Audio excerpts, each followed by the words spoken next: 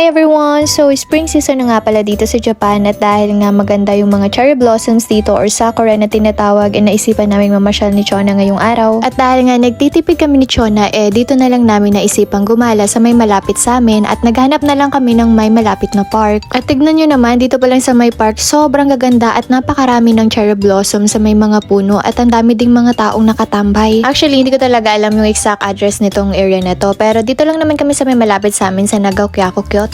Bale, 15 to 20 minutes nga lang pala yung binike namin bago kami nakarating dito ni Chona at sobrang lapit lang niya, as in super. Grabe, sobrang gaganda talaga ng mga cherry blossom at mostly color white nga pala yung meron, wala siya masyadong color pink. After nga namin mag-picture and mag-video dun sa my park, naisip na rin namin dumaan dito sa may temple. Bale, almost 10 minutes nga pala yung papunta dito galing dun sa park, medyo malapit na din siya. Siya kasi namin baka mas maraming cherry blossoms dito sa my temple, pero pagdating namin wala naman masyado, pero maraming mga tao. Hindi kasi kami masyadong makapag-picture doon ni Chona sa unang pinuntahan namin kasi napakaraming sasakyan yung dumaraan. Marami kasing mga residents yung nakatira doon kasi village na yung lugar, pero doon talaga yung napakaraming cherry blossom at nagbabagsakan na rin yung mga magagandang petals. Dito nga sa may temple ay hindi masyadong marami yung mga cherry blossoms, kaya naman nag-video na lang ako saglit bago kami umalis.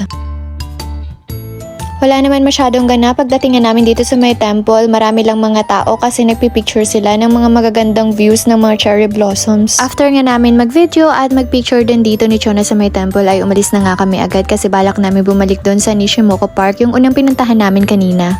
Bale, dito nga pala sa may entrance ng temple, mas marami yung cherry blossoms na makikita nyo compare doon sa pinakalooban. Bale, nandito nga pala kami sa Nishimoku Susano Shrine Temple. Isa nga pala to sa mga temple dito sa Nagao, Kyoto. Grabe, kahit saan ka talaga pumunta dito sa Japan ay marami kang mga temple na makikita. And actually, hindi lang mga magagandang views and best sightseeing yung makikita mo dito sa may temple. Meron din silang ibang ino-offer na outdoor activities na pwede mong gawin habang namamasyal ka dito. And aside from that, meron din mga nearby establishment or restaurants na pwede mong puntahan malapit dito sa may temple. And isa sa pinakamaganda dito is maraming mga park na malapit dito sa may temple gaya ng Kamisaka Benishi Park, Nishimoku Park, Uutsuri Park, Shikamatsu Park at Motohama Ryoki Park. Bale, yung Nishimoku Park nga pala yung unang pinuntahan namin kanina ni Chona. At hindi lang yan, kung may kasama ka namang mga bata, pwede sila dito sa pinakatatlong popular things na pwedeng gawin dito is yung Amagasaki Q Mall, Nishimoku Park at Shukashin. For sure, sobrang magi-enjoy sila at hindi rin kayo maboboring pag pumunta kayo sa area na to. Pagkatapos nga namin mamasyal dun sa may temple ay dumiretso na kami dito sa isang park. Actually, sobrang lapit lang nito dun sa Nishimoku Shrine na pinuntahan namin kanina. Nasa tapat lang siya at tumawid lang naman kami ng kalsada. Bale, ito nga palang park yung pinaka nagustahan namin ni Chona sa tatlong pinuntahan namin ngayong araw kasi dito yung pinaka malapit na cherry blossoms. Unti lang kasi yung mga tao at mga turistang nandito kaya hindi kami masyadong naaabala kapag nagvi-video kami. Grabe, sobrang na-excite nga kami ni Chona kasi sobrang gaganda ng mga cherry blossom at nahawakan pa namin kasi medyo mababa yung mga puno. Hindi nga namin naisip na park to nung una kasi maraming mga matatanda yung mga nakatambay dito. Akala nga namin nung una is home for the agent. Grabe, sobrang ganda dito sa area na to at ang dami ding mga taong nagpipiknik. Sayang nga lang wala kaming dala-dala ni Chona ng mga chicha para magpiknik din. Pero okay lang kasi nasatisfied naman kami nung pumunta kami dito at nakita namin yung pinakagusto naming makita na color pink na cherry blossoms.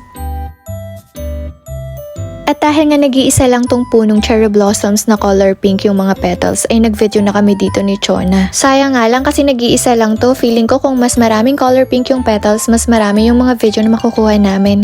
Sobrang nagandahan nga kami dito sa may part na to at medyo natagal lang kami dito ni Chona kasi umaura kami dyan ng bongga.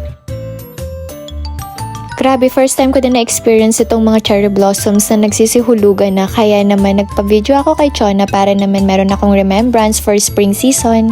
Wala na ngang masyadong mga tao dito sa may entrance ng park kaya naman tumambay muna kami ng mga ilang minutes pa bago umuwi. Habang feel nga naman yung spring season ay nag-iisip na rin kami ni Chona kung kakain ba kami sa labas or uuwi na lang ng bahay para mag-lunch. Naghahanap nga kami dyan ng vento machine kasi uhaw na kami pero wala kaming makita kaya naisipan na lang namin umuwi. Pero bago nga kami umuwi ay inikot nga muna namin itong buong park para naman hindi kami magsisi sa huli kasi minsan lang talaga mag-spring season sa isang taon dito sa Japan. Actually, wala naman talaga akong planong gumala talaga dyan pero dahil nga walang kasama si Chona, isinamahan ko na lang din pero hindi naman talaga ako nagsisi kasi sobrang ganda ng mga lugar na pinuntahan namin. And finally, natapos na rin yung pamamasyal namin ngayong araw at maya-maya ay umuwi na kami para mag-lunch. Hanggang dito na lang. Bye!